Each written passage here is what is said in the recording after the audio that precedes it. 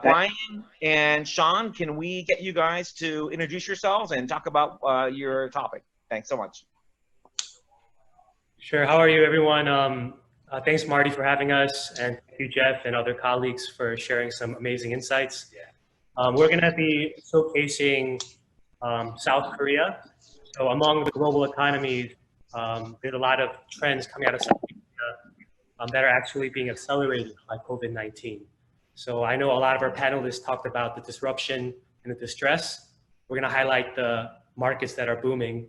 And without further ado, I would like to introduce my co-founder, Brian Koo, to share a little bit about himself. Yes, hi. Hi, everyone. Again, thanks, Marty, for this great opportunity. Really quick about myself. I'm a third generation from the family business perspective. My grandfather and his brother started the LG group, LG business in Korea.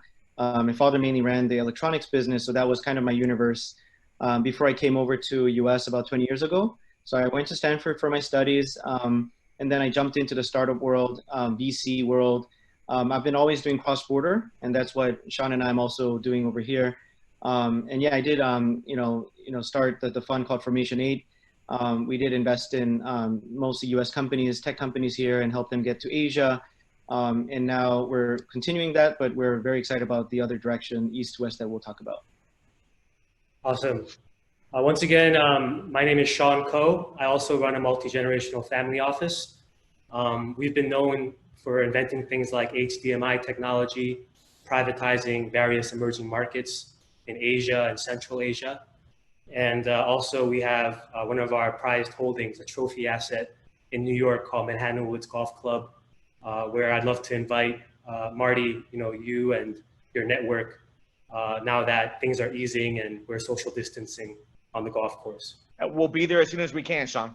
And Sean, don't sell yourself short. I mean, I think you're one of the co-founders of a really fantastic next generation family office group that has had meetings for years and years at the United Nations during that UN week, right? Correct. Yeah. So I launched a summit with the United Nations focused on innovative philanthropy and impact investing. This was in 2011, and it's been going on ever since. And another detail is I'm also a multi-platinum music producer and recording artist, and that'll make a little bit more sense as we share the presentation. So our group that we're presenting today is a combination of Brian's companies and my companies under a holdings group structure called Maum Holdings. Maum Holdings is a first of its kind entertainment and lifestyle group that's on a mission to shape the next generation through culture-defining products, platforms, and communities. Maum is a Korean word, so if you don't mind, I'll teach you a Korean word, which means from the heart. So along with what Marty highlighted, our passion for impact, this is the first time that Brian and myself have seen our respective skill sets, have seen our respective resources and networks, really line with our heart, especially in light of COVID-19. We're not only creating tremendous impact, but tremendous returns already with this new paradigm shift. So we believe the American consumer is ready for something new. Brian is joining us from Silicon Valley. I'm joining you from New York. So between Wall Street and Silicon Valley, we already have tremendous interest in our various business lines. I'm not sure if anyone in the audience are familiar with any of these case studies, but us and our team have been instrumental in bringing top films. Parasite, as you know, is a South Korean film that won the Academy Awards in Cannes Film Festival. We've also been involved in globalizing the Korean cosmetics market with K-Beauty. And if you don't know about K-Beauty, it's the leading global cosmetics trend, and we're already creating various products for the likes of Sephora. Finally, on the music side, where my music background plays in, there's groups like BTS, who I'm sure a lot of you have heard of, and others that have hit #1 records here in the United States. So this is just a snapshot of the Asian American population, which is our captive audience. But the total population of America is starting to gravitate towards our respective businesses and product offerings. The 6 sections of our ecosystem that we'll share with you are as follows, and I'll hand it off to my co-founder, Brian Koo, to share about Maum Kitchen.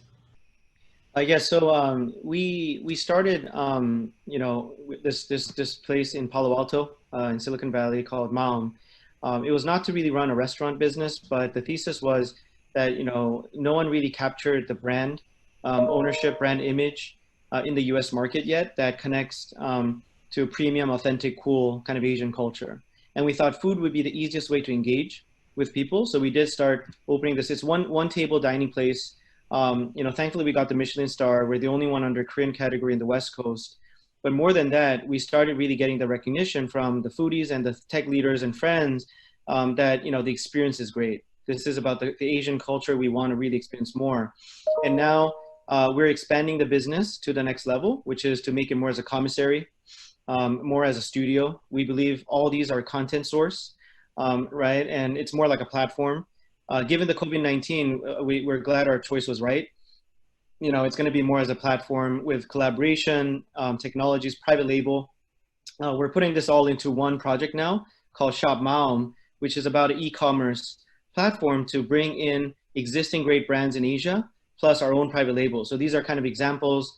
I don't know how many of you are familiar, but kimchi and sauce and liquors. We have our own caviar. We're now going into fashion, beauty items.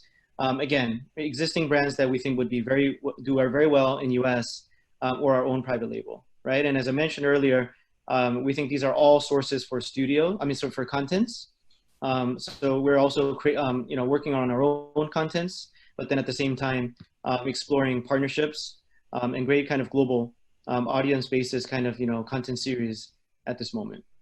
Yeah. So along those lines, there's a lot of cultural shows that have showcased different cutting edge food trends. So we're working with people such as Snoop Dogg, Martha Stewart, to kind of create an Asian themed program to popularize, what we've done on the high end with Michelin awards. Yes, and we've been also working very hard on what is the right way of doing this commerce channel for all the right Asian products and cultural aspect. We believe in online and offline integration. Yes, COVID-19 is making it very challenging for the offline, so we're pushing the online first, but we still believe that a certain component with experience-driven offline, part is going to be quite critical.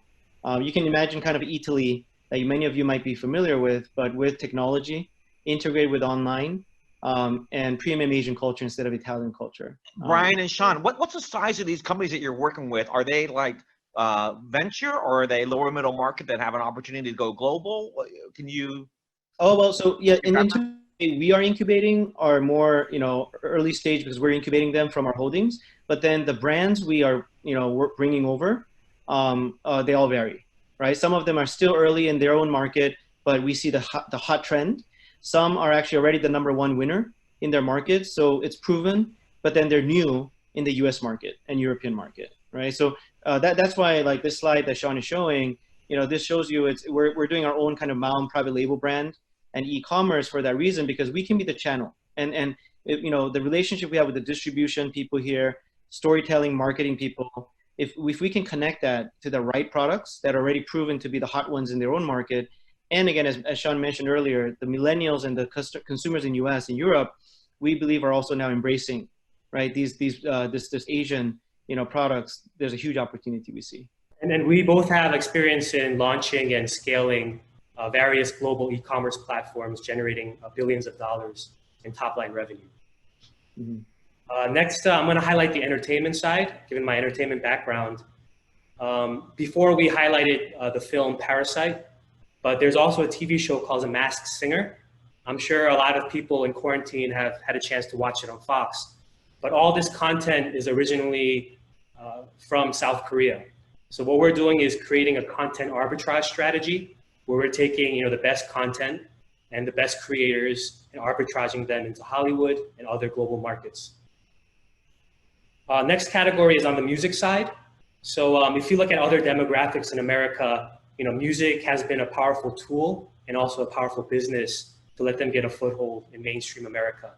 We see this about 30, 40 years ago with the hip hop genre, how it helped elevate the African-American demographic, and also with the likes of BTS and other K-pop groups.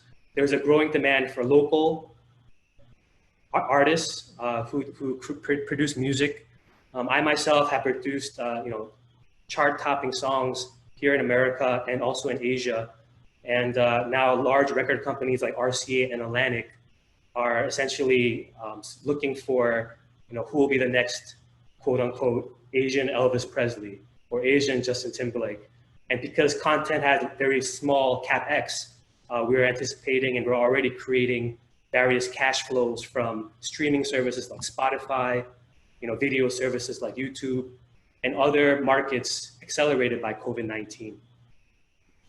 This is an example of a business model from South Korea that's been doing exceptionally well. So this is the group BTS.